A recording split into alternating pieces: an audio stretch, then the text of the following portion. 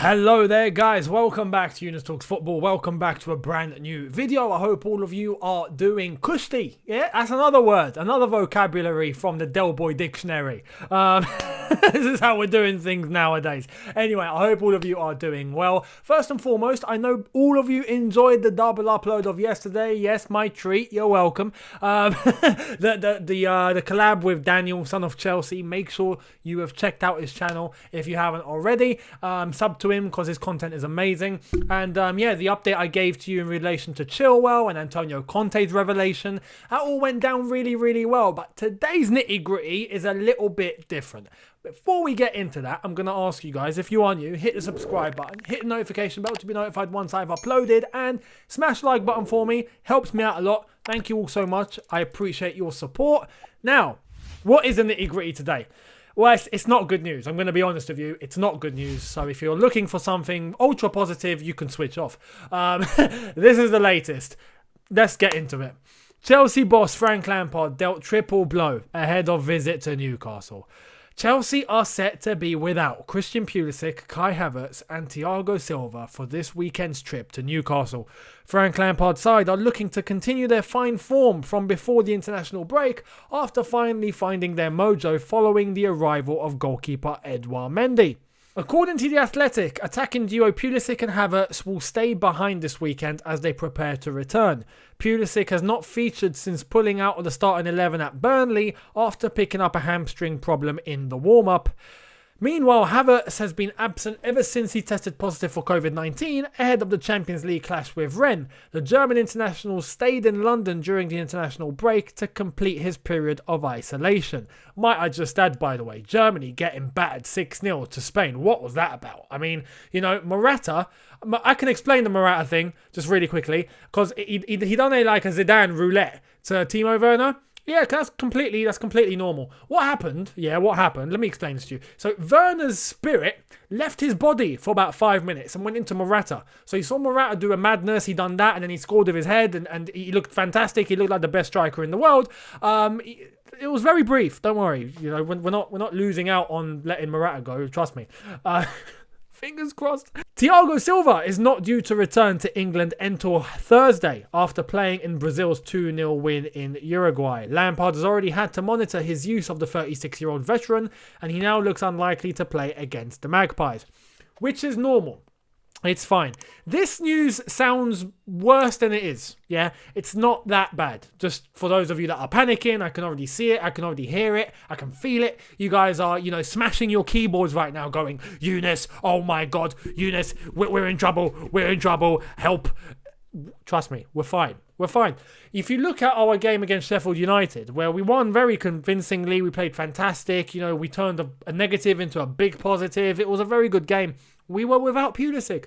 We were without Havertz. We had Thiago Silva. That's the only one where we need to compensate ourselves. But the rest is going to be, I predict, the same sort of lineup.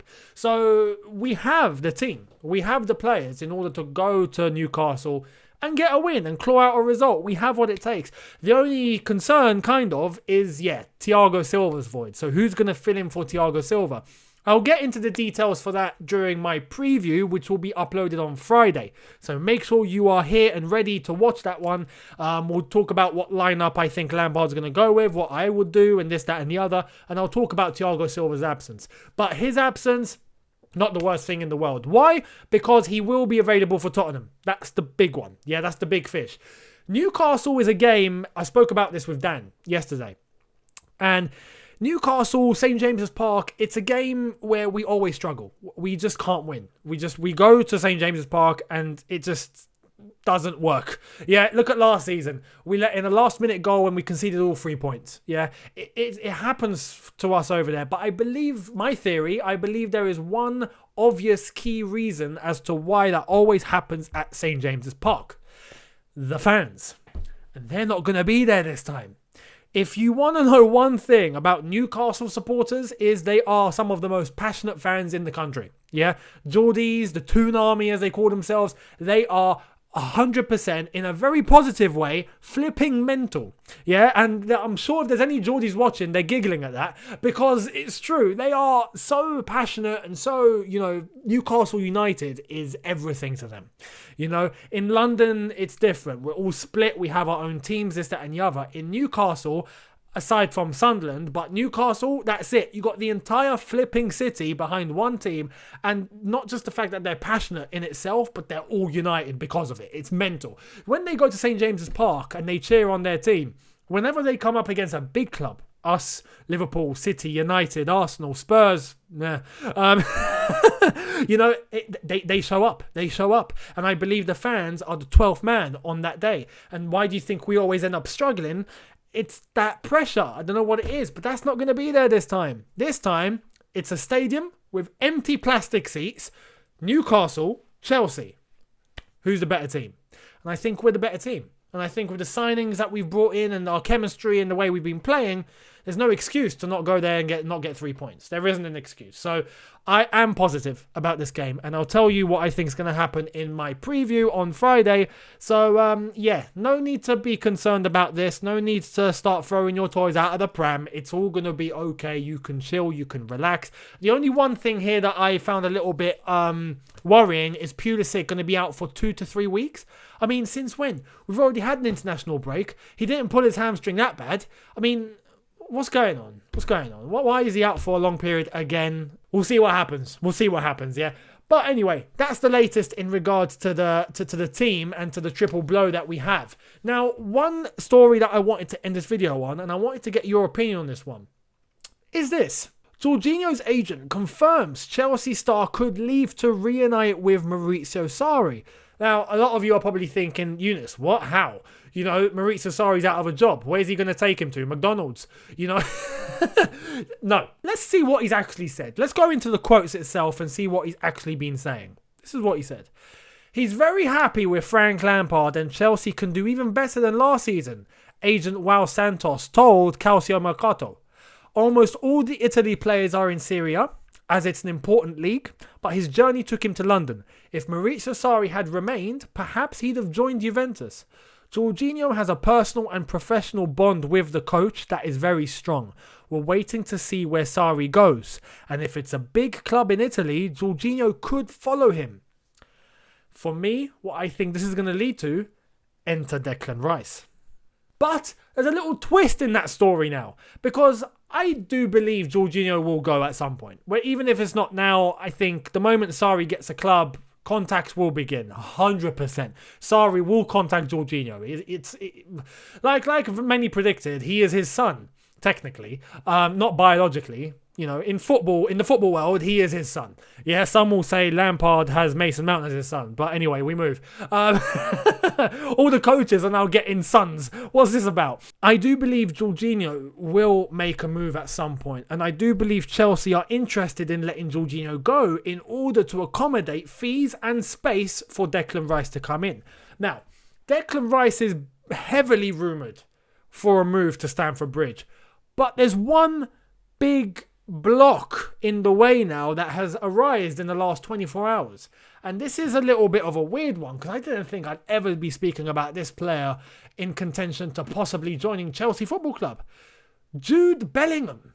Jude Bellingham's been linked with Chelsea today and been linked as an alternative to Declan Rice, as a Declan Rice deal might not happen.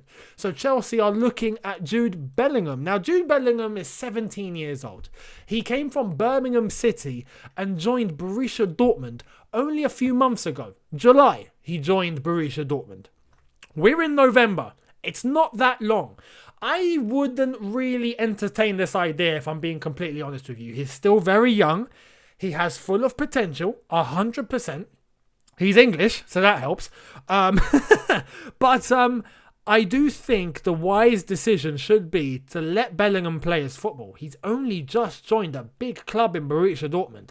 Let's see what he does, Let's see what he does for a team like Borussia Dortmund. Let's see what he can produce. Let's see, his trajectory and where he's going.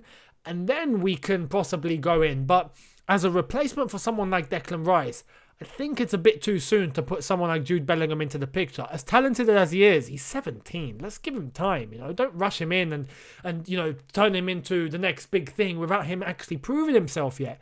I do believe there are a lot of fans that even don't want to see Declan Rice would be happy for Declan Rice, but the money is a bit of a turn-off, and I completely understand that. Some of you would want to see Ethan Ampadu introduced into the side, or possibly even Billy Gilmour put in that position to rotate with N'Golo Kante, which he can do. So, it's a little bit of a love square, not a love triangle. We've got Declan Rice, Bellingham, Ampadu, Gilmour. Which one we go into, Let me know in the comments who you would go to. Let me know. I would love to hear this one because Bellingham is a weird introduction into who I've just mentioned. I didn't think I'd be saying his name, but do you think he would be a good addition, or would you go for Declan Rice, or would you say to hell with both of them? Let's go for Ampadu, bring him back, or stick with Billy Gilmour. Let me know what you think. I'd love to hear your opinions on this one.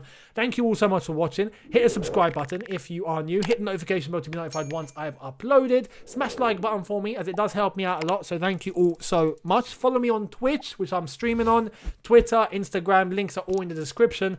And a quick one just before I leave, I am trying to get one more collab in for tomorrow, so keep your eyes peeled. I'm not going to make any promises. I will try and make it happen, but hopefully it's going to be a big one.